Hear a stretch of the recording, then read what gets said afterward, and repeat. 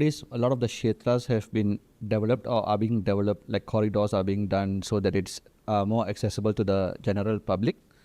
Back in the day when someone is going to Kashi, for example, they usually go at the end of their life where their children are all grown up and most of their duties are done.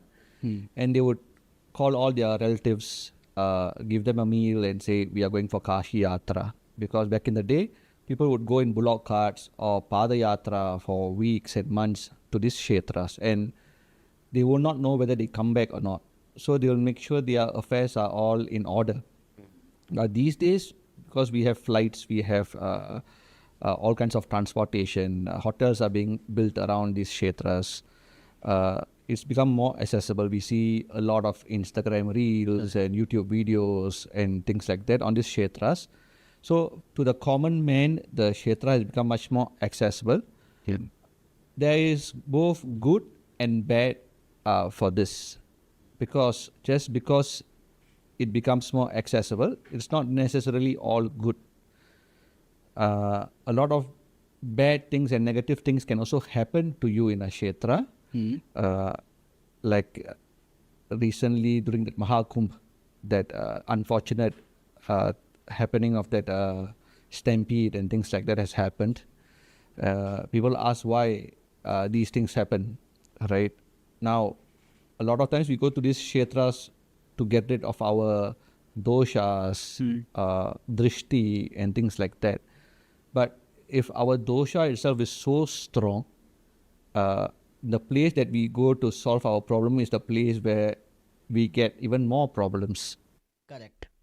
But I think that is the case of mismanagement, maybe by the people or the politicians. So how can we link this mismanagement with the bad energy or spirituality? A stampede happening can be mismanagement, but happening on Mahakumbh, happening on a time with the intention where people go to get rid of their Pitru dosh, there's always a link.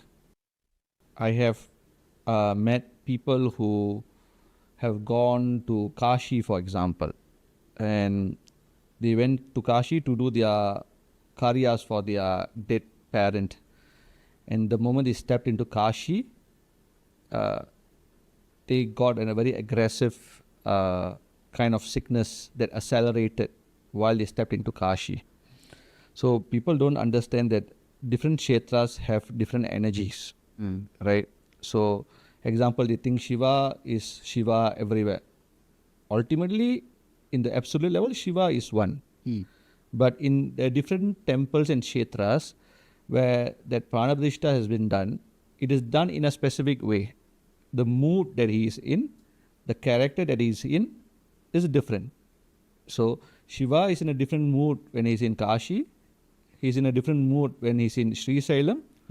In Pashupatinath, in Kathmandu, is in a different mood. In Ujjain, as Mahakali, is in a different mood.